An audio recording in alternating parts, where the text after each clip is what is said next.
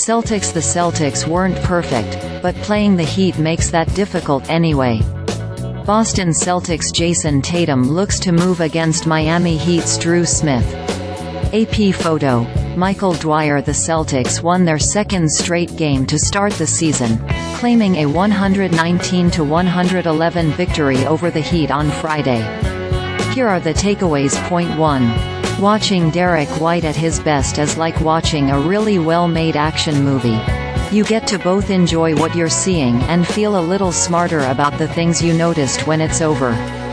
White plays a cerebral brand of basketball on both ends, finding spaces and angles that suit possessions nicely, but on Friday, he also made a couple of spectacular defensive plays and got so hot in the fourth quarter, he let out a scream after burying one Heat check.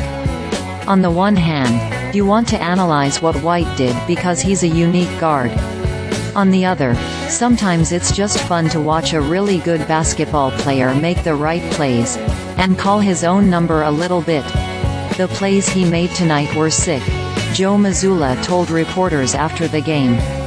They were just sick plays, too.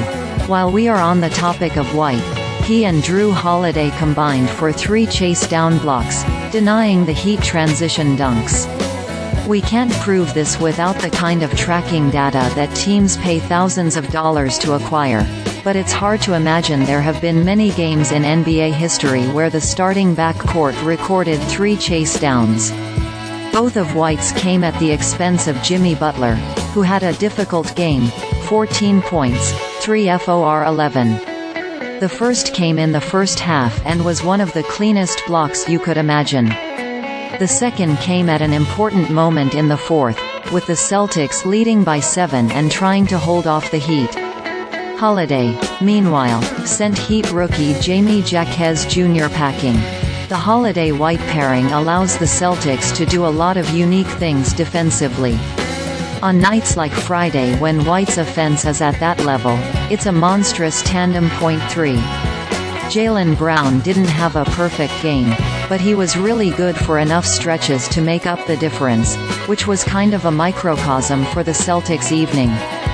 Brown scored 12 of his 27 points in the fourth quarter, and he administered Tatum's signature 3-point kiss of death to the Heat after drilling a triple with 18 seconds remaining that sealed the game. Brown turned the ball over 4 times, a couple of which were the kind of ugly turnovers that have haunted him historically against the Heat, but he tamped it down in the fourth and recorded 0 over the last 16 minutes of game time. After a tough opener, Brown looked like he started to settle in on Friday, once again hammering home the depth of this team. Point 4. Kristaps Porzingis is unquestionably dynamic offensively, but the Celtics do need to find some better defensive solutions.